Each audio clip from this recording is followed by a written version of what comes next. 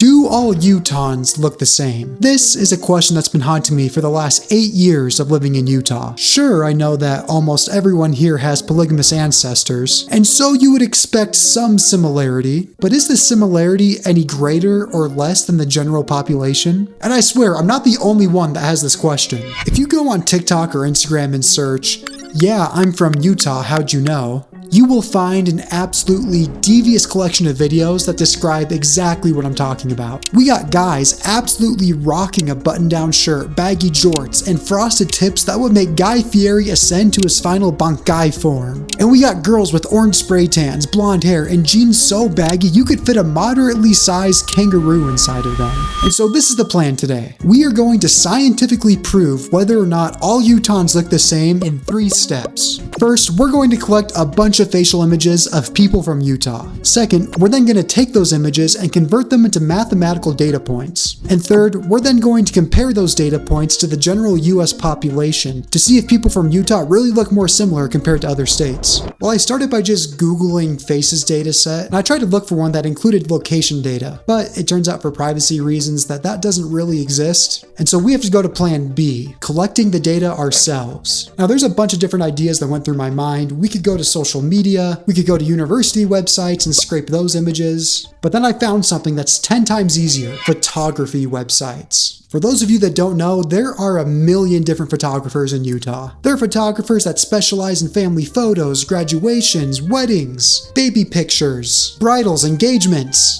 maternity photos, and all of these photos are just publicly available online. Now I'm going to assume that these people don't want their faces on video, and so my editor is going to blur the actual faces, but regardless, look at this gold mine. We've got young people, old people, and everywhere in between, all in one image. And we have a good mix of boys and girls. And so I'm literally just going to screenshot 100 different faces from these photos. And so I spent the next 45 minutes meticulously going through a bunch of random family photos of people that I have never met, pressing Command-Shift-4 over 100 times and selecting the face of every single person in those photos. Is this the creepiest thing that I have ever done? It's definitely in the top 5, but through all this time, I had to remind myself that this was for science. I was doing this to answer a question that no one had dared to ask before. And besides, if every AI company is allowed to take every single piece of data that's ever been uploaded to the internet and train their AI models, why can't I do the same thing? Okay, I can't think of any other justifications for doing this in an ethical way, but the time lapse isn't over yet. And it's almost done. It's almost done. Okay, now it's done. As you can see, my code editor right now, we have a folder with all the different screenshots that we took. And so now we're ready to move on to step 2. We need to turn this face right here into mathematical data points. And to help us do that, we're going to be using this repository right here called DeepFace. Basically, it's this super lightweight Python library that allows us to analyze things like age, gender, emotion, and it's able to transform your facial features into measurements that you can analyze. And so this is how we actually turn a face into data. Say for example, we have this image of this lady. This is from a publicly available data set. First thing that we do is that we take this face and we turn it into a 512 pixel vector. And so this blob of green and blue here is a unique fingerprint to this lady's face. And so using this vector fingerprint, there's a machine learning model that takes this pattern and it predicts a bunch of different features about that pattern. And so the model predicts that this lady's age is 47, that she's a woman, that she's white, and that she is currently showing happiness. And it has very high confidence. And so we take this vector and this data here, and we can compare it to all the different faces. And so for this man, we have this same unique vector fingerprint. And the more similar that these two fingerprints are, the higher cosine similarity score we'll see in the future. And so if the fingerprints of 2 images are similar, we'll see higher scores. But if they're not similar, we'll see lower scores. And so you can see in this sample here that it recognizes a face, and it's able to give scores based on the different features of the face. And so this is the distribution of the screenshots that I took. All of these are estimates,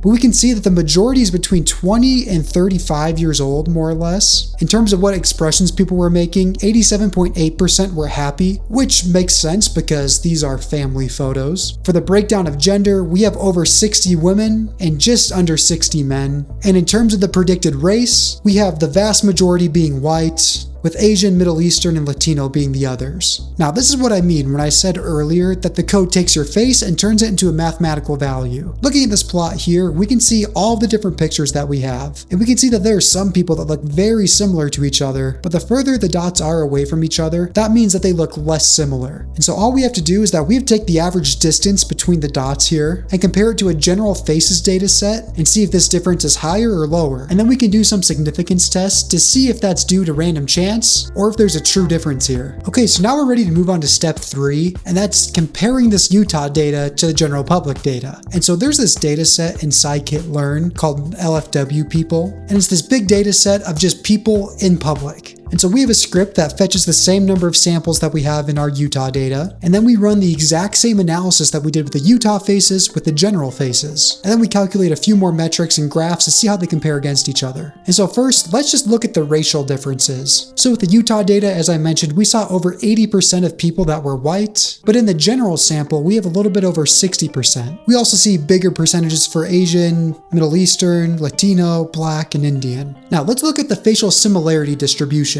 So in blue right here, we have the public data set, and in red, we have the Utah data set. And we can see that the red is shifted over a little bit more than the blue, which means that it has a higher similarity score. And so that means that the Utah faces generally do look more similar to the general population. Looking at the scores individually, we see that the Utah faces have a mean score of 0.15, and the public data set is just 0.08. And this shows that according to this sample, the Utah faces look twice as similar as compared to the public data set. Here's that same scatter plot, but instead of male and female, we see public in blue and Utah in red. And we can see that the red is much more clustered together as compared to blue, which takes up the whole entire map here. Now, when I ran a significance test to see if this difference is statistically significant, the p-value is super high because we don't have enough faces for Utah yet. And so I'm going to do the same analysis again, but I'm going to collect 100 more Utah faces and see if we can get that p-value lower. Okay, so I'm at a new photography website and I'm going to scrape some more faces to see if we can get some better results. And so, once again, I found myself in a place that I had been before, screenshotting the faces of random Utah families that I had never met nor seen before. And once again, I am found with extra time to try to justify this behavior. I mean, it's on the internet, right? I mean, it's just on this website. At least I'm blurring the image, I'm not doxing these people or anything, so I think that's good. Also, this is a good time to disclose that I'm actually not sure if these people are actually from Utah. I just found Utah photographers, and just kind of by the vibe of the photos, I kind of assumed that these people were from Utah, just based on where they were taking the photos, the way that everything was framed, and the clothes they were wearing. But it is absolutely possible that these people are not at all from Utah, and they just hired a Utah photographer, and then that photographer put these photos on their website. The time-lapse is almost done. The time-lapse is almost, okay, yep, we're good now. Okay, so I added a little bit over 100 new faces, and this is the new data that we have. So we have a bigger spectrum of ages, first of all, in our Utah faces data set, with some more representation over here. In terms of our gender breakdown of our updated data, we have over 120 women and just under 120 men. With racial attributes, we still have white being the overwhelming majority, then Asian, Middle Eastern, Latino, Hispanic after that, and we have a cosine similarity score of 0.152 for all of the Utah faces. Now, how does this compare to the public data? Once again, we took a larger sample size from the public data set so that they both have the same number of faces, and still the Utah faces are twice as big as the public data set. And running a significance test, we can see that this difference is significant and not due to random chance. This is how the racial composition compares across the two data sets. And this is the same scatter plot, red showing Utah, blue showing the public data set. And so to answer the question posed at the beginning of this video, I think we can say that yes, all Utahns do look more similar compared to the average population. Now, do they look the same?